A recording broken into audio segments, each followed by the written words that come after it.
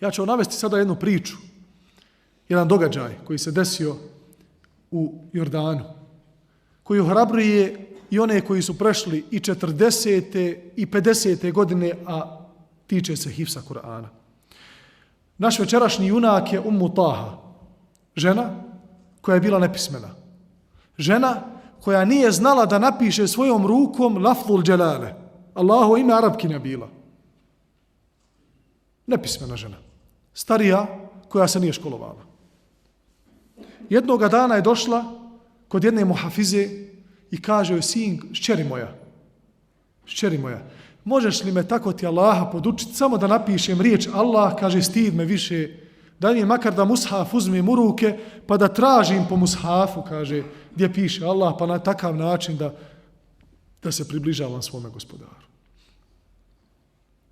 Kažem ja njoj, majko, bujrum, nema nikakvih problema.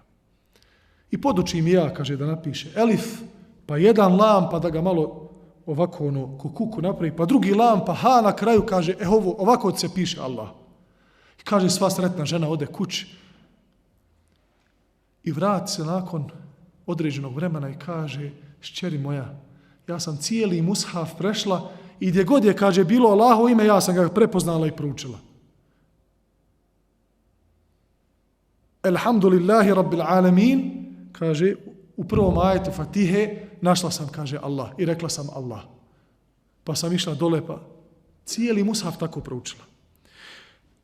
Kaže njoj ova muhafiza, a bil ti da ja tebe podučim i ostale harfove, kaže, pa da ti ako bodaj sufaru završiš, pa u mushaf uđeš. Pa kaže, kako ne bi? A mogu li ja to? Pa kako? Kaže, ne možeš.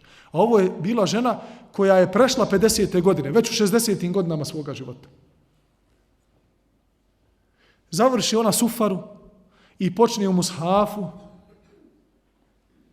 i ode svojoj kući. Vratila se nakon nekoliko mjeseci i kaže svojoj muhafizi, imam za tebe radosnu vijest. Koja je to? Uspjela sam, kaže, naučiti na pamet 15 džuzeva Kur'ana. To je pola Kur'ana. Ova sva začuđena počne da dovi, maša Allah, te barek Allah, da te Allah učvrsti, da ti Allah olakša da naučiš i ostatak Kur'ana, da postaneš hafiza, da dođeš pred Allaha ko hafiza Kur'ana. Ova je aminala, tako se posalamila i otišla kući. Kaže, nemalo zatim je se vratila i kaže, postala sam hafiza Kur'ana. Žena koja u poznim godinama nije znala da napiše Allahovo ime, iskoristila je ostatak svoga života da nauči Allahovu knjigu na pamet i nije se predavala na tom putu. Nije rekla, nije dopuštala šeitanu i svom nefsu, svojoj duši da joj kaže, ma ti si već stara. Ma zadovolji se same džuzom. Ma elhamdulillah, 15 džuzeva, hvala Allahu, kaže, pogledaj oko sebe. Pa nema, kaže, od Gračanice do Sarajeva nema niko da je ko ja.